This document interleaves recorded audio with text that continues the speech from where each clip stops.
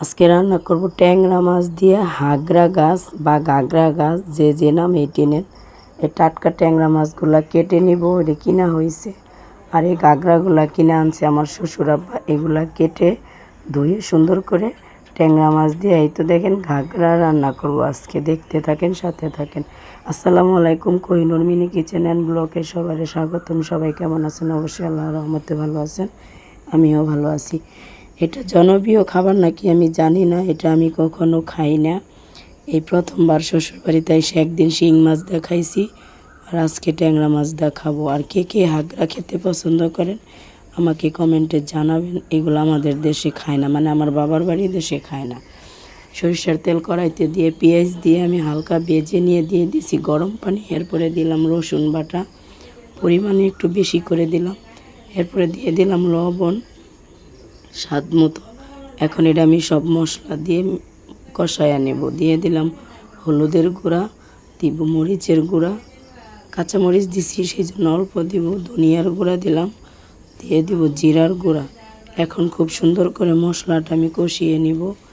আর এই হাঁকড়ারা খেতে কিন্তু এক ধরনের ডাঁটার মতন লাগে, ডাঁটা ছোটো ছোটো ডাঁটার মতন লাগে। মশলাটা কষিয়ে এখন আমি দিয়ে দেব ট্যাংরা মাছ। বন্ধুরা, আমার গলার আওয়াজটা এখনও ঠিক হয় নাই, ভালো করে কথা বলতে পারি না, তারপরেও ভিডিও দিতেছি, কিছু মনে করবেন না, প্লিজ বুঝে নেবেন। ট্যাংরা মাছগুলো দিয়ে আমি এখন সুন্দর করে একটু কষিয়ে মাছগুলো উঠিয়ে নিব। না হলে কষানো মাছ জানেন তো মাথাটা ভেঙে যেতে পারে, দেখতে ভালো লাগবে না। সেই জন্য মাছগুলো উঠাইয়া আর ডাটা হাগড়াটা আমি হালকা গরম পানি দিয়ে একটু ধুয়ে নিয়েছি, ফুটন্ত গরম পানি দিয়ে সিদ্ধ করিনি। আপনারা না ফুটিয়ে পানি দিয়ে ধুয়েও রান্না করতে পারেন। এই তো দেখেন, যেহেতু বনে জঙ্গলে ছিল আমি লেগে একটু গরম পানিতে ধুয়ে নিয়েছি, আমার কাছে একটু ভালো লাগলো ধুইতে। এখন হাগড়াটা দিয়ে আমি এখন সুন্দর করে কষিয়ে নিব, কষানোর মধ্যে সিদ্ধ করে নিব। এটা হালকা ঝোল রান্না করলে মজা লাগে। এই তো ঝোল দিয়ে অফ ক্যামেরায় আমি ট্যাংরা মাছটাও দিয়ে দিছি, স্কিপ হয়ে গেছে ভিডিওটা।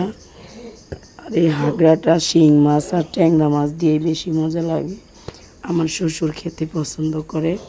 আপনারা কে কে পছন্দ করেন, রান্নাটা কার কাছে ভালো লাগছে প্লিজ কমেন্টে বলবেন। চ্যানেলটা সাবস্ক্রাইব করে পাশেই থাকবেন, অল নোটিফিকেশনে ক্লিক করে দিবেন। দিয়ে দিলাম ধনেপাতা। তরকারিটা আমি এখন নামিয়ে নিব। আর যে চ্যানেলটা সাবস্ক্রাইব করে ধৈর্য ধরে লাইক দিয়ে ভিডিওটা দেখছেন তাকে অসংখ্য ধন্যবাদ। আর যে ভিডিওটা লাইক দিয়ে ধৈর্য ধরে দেখতেছেন তাদেরকেও অসংখ্য ধন্যবাদ। প্লিজ সবাই একটু পাশে থাকেন, সাপোর্ট করেন আমাকে। তাহলে আজকে এই পর্যন্তই, ভালো থাকবেন, সুস্থ থাকবেন, দেখা হবে পরের ভিডিওতে।